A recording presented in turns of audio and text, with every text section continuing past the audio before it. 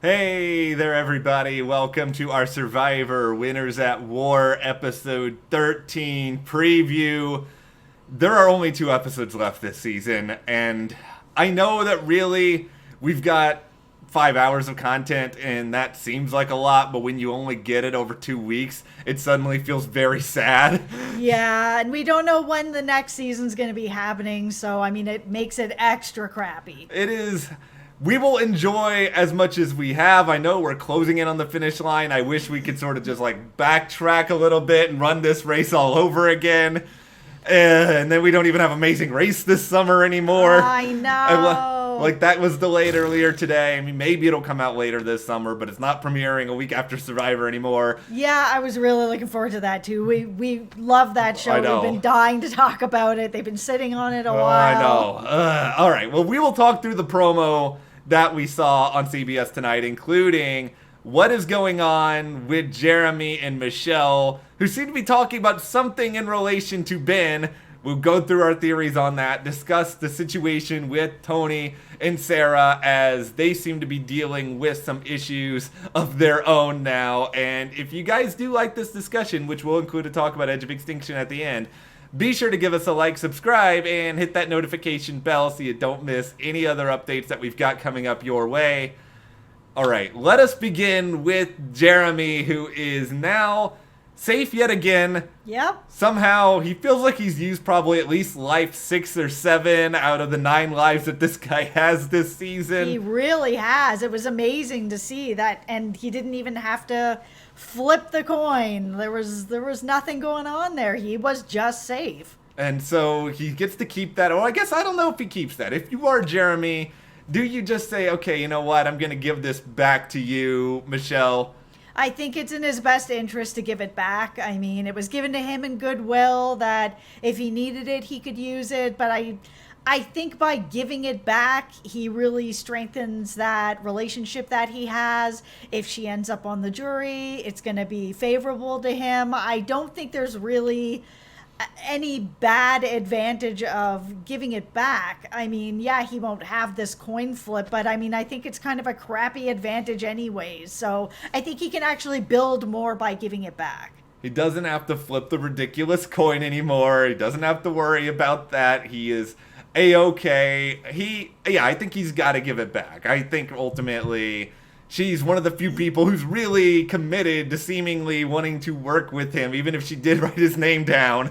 She did give him the advantage, and she wanted him to use it. Yeah, I mean, I get the position that she was kind of stuck in. She thought everybody was going to be doing this vote, and she didn't want to end up on the outs with everyone, but she still wanted him to stick around. So, I mean, that was a good move for her to kind of not piss off everybody, but of course not actually know what was going on at all, and still try to have a chance to keep Jeremy. So the thing that's interesting now is that what's going on between Jeremy and Tony, because it seems like they're pals in a way.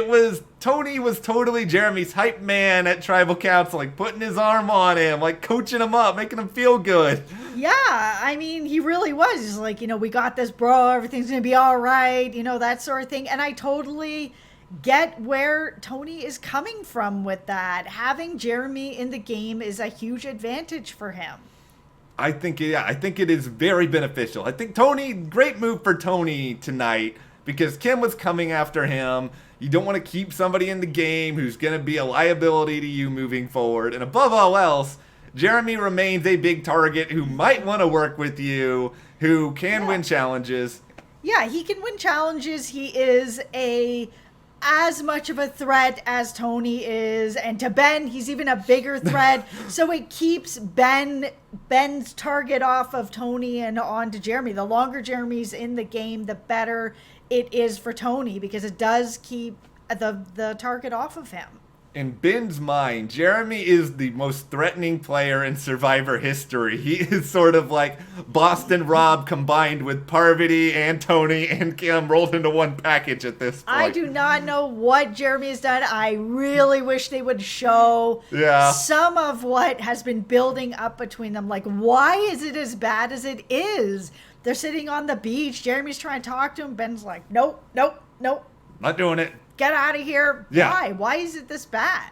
I don't know, but if you make it to the end, Ben, prepare to not have any jury vote from Jeremy. That is official. Now, though, what is interesting is that in the promo, you see Jeremy and Michelle having this conversation, and I think they say something along the lines of, "Get Ben? What are you getting Ben for? Is it Survivor Tic-Tac-Toe, or are you trying to just actually, you trying to get rid of him?"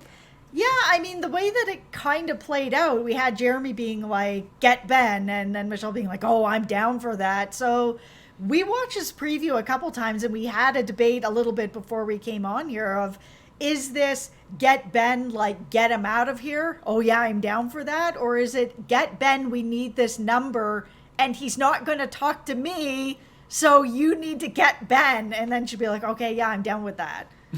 It is, I initially thought, and I'll own up to this, even though it's silly. I initially thought that it was get Ben on our side, but Ben's never going to be on Jeremy's side unless it turns out tomorrow that my theory is wrong and that Ben actually voted to keep Jeremy in the game.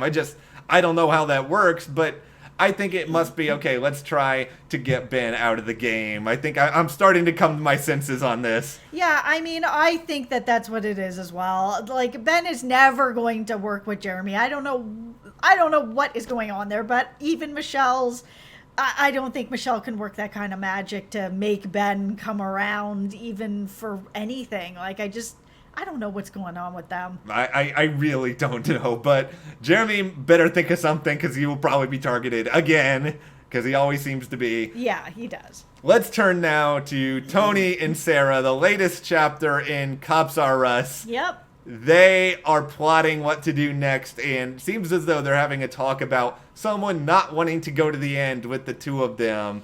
Who could this be? I mean, it would have to be somebody who the two of them have been at least working with or thinking about working with on some level already. Yeah, I mean, it's not going to be someone like Ben. Ben's not going to the end with Tony. It would have to be somebody maybe like a Nick, where, I mean, this last episode seemed to be the first time that Tony kind of realized that Nick wasn't being exactly on par with him about stuff, where he got caught in the lie, and Tony's just like, what is happening here? So, yeah.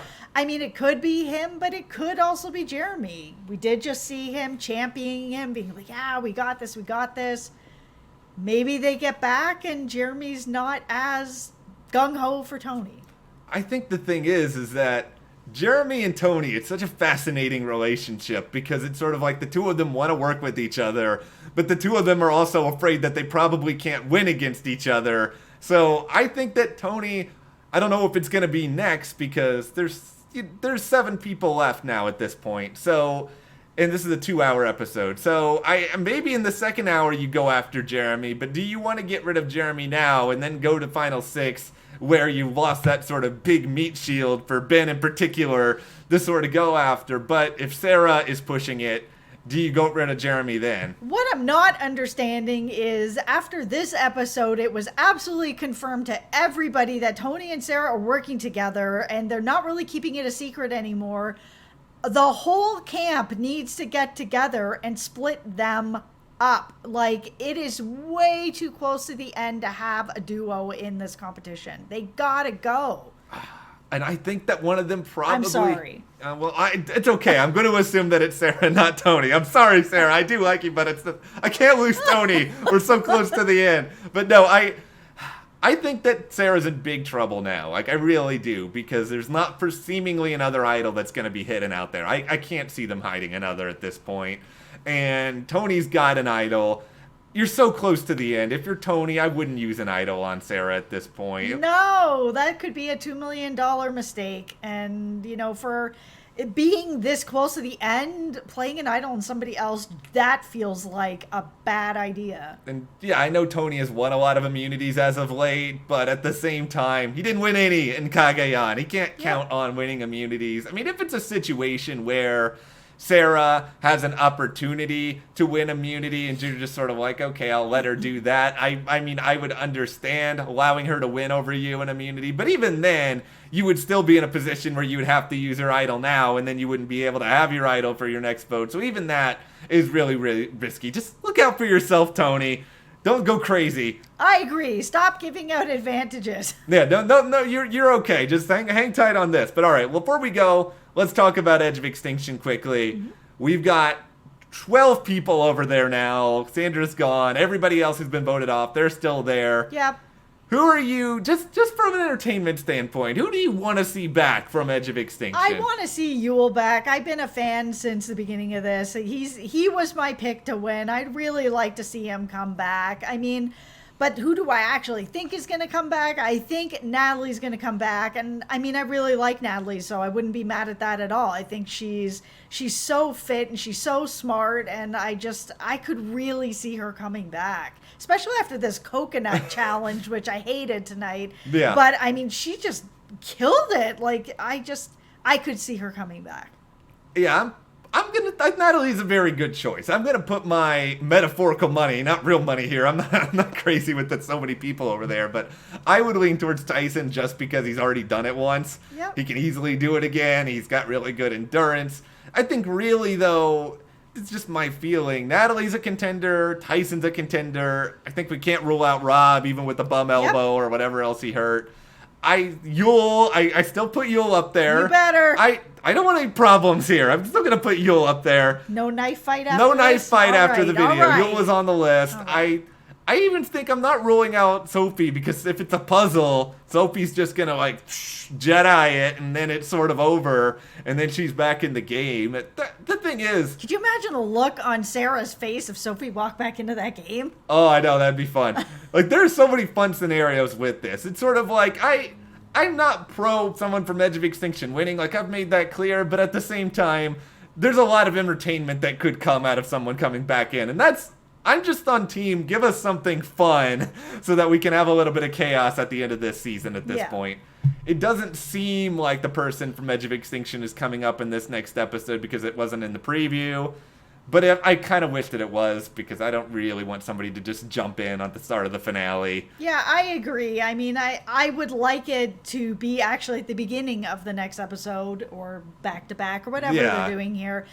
I mean, give them a chance to actually have some kind of play, because if they're just coming back in the finale and then they're really only there for a couple days and then they're winning, it may not be so satisfying. Yeah. It is an all-winner season, so I mean, it might be satisfying for fans depending on who it is, but yeah, I know. I mean, at least give them a little bit more time back in the game. I think that is the thing. It's sort of like if it's Boston Rob who comes back into the game and Rob ends up winning, there'll be a lot of Rob fans who are just really happy about that. Of course. But then I think there'll be other people who are just unhappy regardless. It's sort of like I will try to talk myself into if Ethan wins being happy for Ethan because I love Ethan. But then the game part of me will just be like, eh. But anyway, let's hear from you guys. What do you want to see on Survivor Winners of War episode 13? Let us know in the comments. And if you do like this video, give us a like, subscribe, and support us further by checking the link in the description to the store. And we'll see you here next time.